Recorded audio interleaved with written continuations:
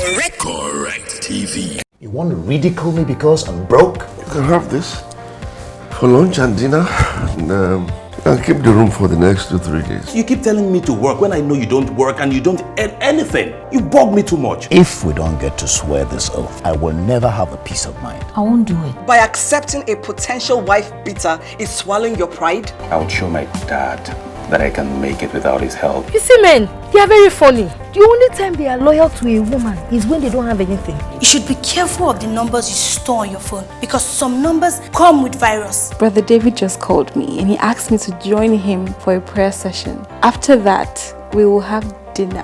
What happened to my dinner? After all, you're eating. It's dinner now. It's meant to be light. I am totally regretting my lies. I need the oath reversed. It is so bad that I don't even have toasters. You need to leave. Now. Correct TV. Now we own.